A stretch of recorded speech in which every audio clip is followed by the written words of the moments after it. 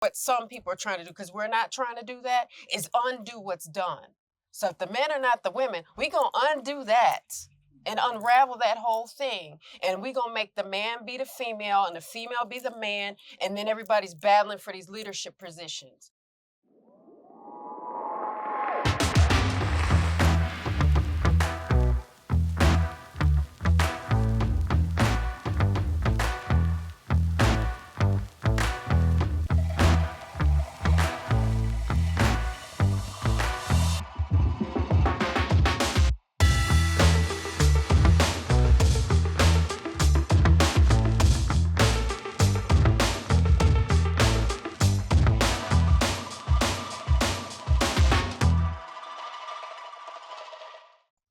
I want to, explore, what it may be to have another wife. You can have that conversation, bring this to you. And then let you bring the conversation, I'm exploring, initiating, I'm exploring, maybe having another husband in addition to you. There are going to be some different reactions, different feelings, different emotions that go along with that. All right? So, again, we're different. We know that we're different, or at least many of us know that we're different. But it's important to understand these basic things. When you throw this stuff out there, it's not well thought out, and it really doesn't make much sense. Furthermore, you could be saying, you just said that, people brainwash, cool. Show me any society that practiced polyandry that has been successful to this day. Where they at? So if I can, or any man generally can, that has working parts, can go ahead and have 700-something pregnancies, all right, let's just say one a day. 300-something pregnancies, 300-something babies, and then these group of men with this one woman have that, you only gonna give it a couple years before one overtakes the other. That's part of what we do as humans. So either we come together and we unite, or there's conquest. And that's been our whole history: struggle, progress, conquest, expansion. And the lowest form of it, on a base level, is a man can take over and overpower a woman. Only for the last 50 or 60 or so years after World War I, World War II, women going in the workforce and creating these daycare centers and fast food, has our society really changed over the last several thousand years.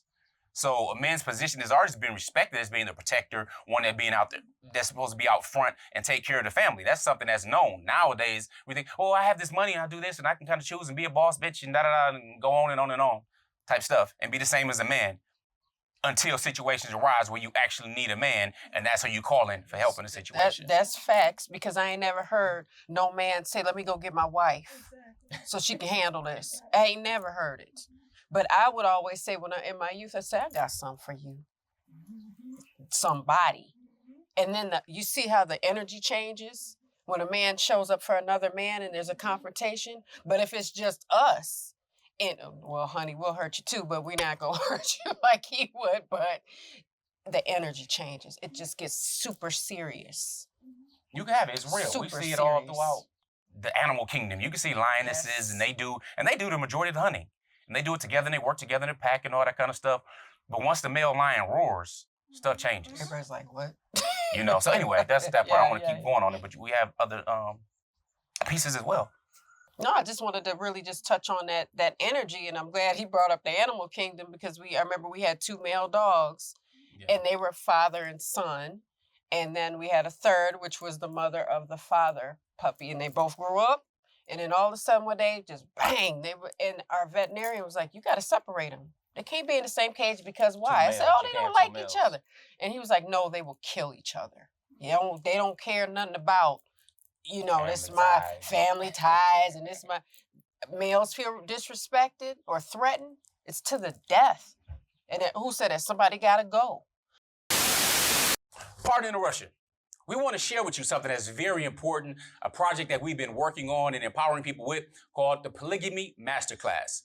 I conduct a 4-part men's polygamy masterclass where we go through the 4 stages of polygamy. So when we're talking about the idea stage, the what to expect stage, to transitioning, as well as the new normal, which includes a whole bunch of stuff in between there. All right, of course, include leadership and financial things as well. Now, I want men to check that out by going to polygamymasterclass.com. In addition to having access to the live courses as well as the pre-recorded ones, you also get downloads, you get access to me directly. So let's get busy if you really are serious about practicing polygamy in a healthy manner. Yes, and in our women's polygamy masterclass, we train on preparedness in polygamy. In addition to connecting with your co-wife and everything in between. So make sure you go to polygamymasterclass.com for higher level education. Now back to your video. So what we're trying to do, or what some people are trying to do, because we're not trying to do that, is undo what's done. So if the men are not the women, we're going to undo that and unravel that whole thing. And we're going to make the man be the female and the female be the man. And then everybody's battling for these leadership positions. So yes, Coach Nyla brought up a really great point about being assertive. We're all assertive, but we implement it in different ways. It doesn't mean we just have we're void of thought as women and we can't be leaders. We just lead differently. We don't get married to I didn't get married to Coach Nazir, and Coach Nyla didn't get married to Coach Nazir to have a wife, to have wifely energy. Because we're providing that part. We got that part. But we're looking for this masculine husband, leader, imam in our case, energy.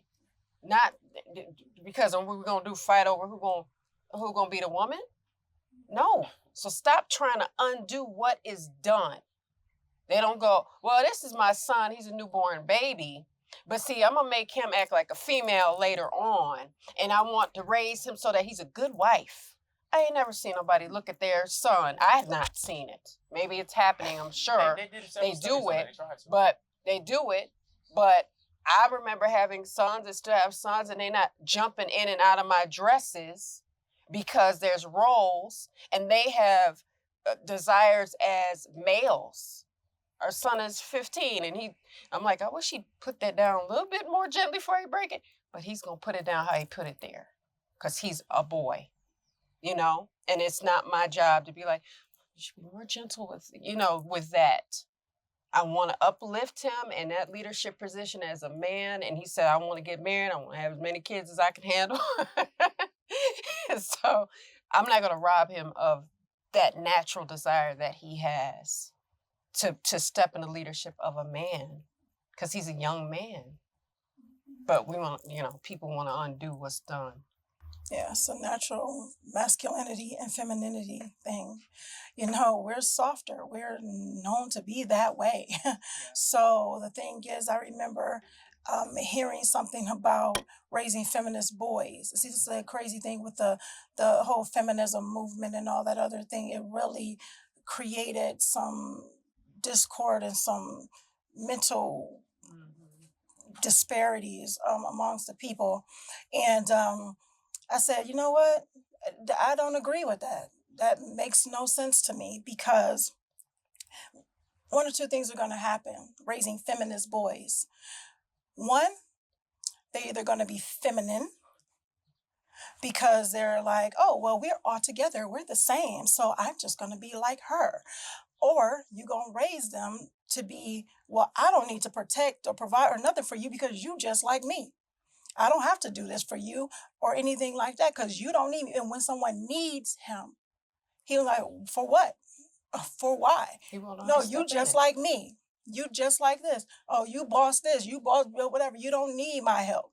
You don't need no man for anything because you're a strong, independent woman, blah, blah, blah, woo, woo, woo. So that type of stuff, we have to be very thoughtful of what we are teaching, because it starts to seep in and it expands through the legacy, and you see how things have changed and why it's so confusing now. Indeed, lives are getting blurred. I mean, was it just a couple years ago, Time Magazine had the Woman of the Year, but he got testicles and so on. Woman of the Year. So women, stop oppressing yourselves. Stop empowering this foolishness. There are women getting their skulls cracked open by former U.S. Special Forces sergeants who now identify as type stuff. You're trying to blur those lines, it will be destructive to you. So nevertheless, maybe you still do want 4 husbands, but they definitely ain't gonna be manly men. They're not gonna be masculine. And if you think about, okay, if you want 4 husbands, then you need to be thinking about, you really want 4 husbands or just a sexual partners? Because let's get to it. Because you had this stereotype or idea that polygyny is only about the sex.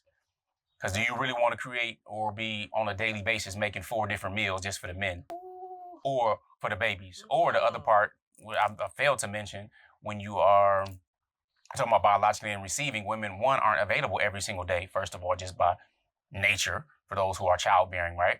And then, of course, you have those, the same time, you may have to recover and not be available because of that as well. So, you know, just some little tidbits of reality we want to sprinkle on you, because these comments become foolish. So for now, people that come in here, you may not have seen us, might not know that we've done videos in the past, maybe new. Welcome to a lot of our subscribers who are new. Thank you.